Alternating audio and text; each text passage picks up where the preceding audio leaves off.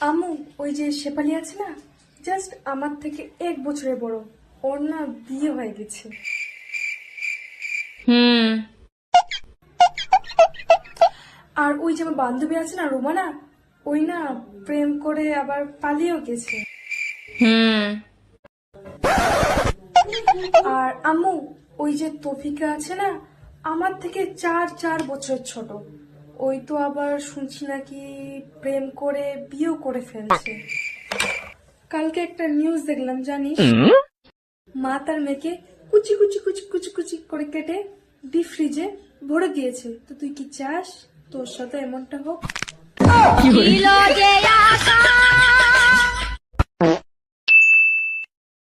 আম্মু, ওই যে শেফালি আছে না, জাস্ট আমার থেকে 1 বছরের বড়।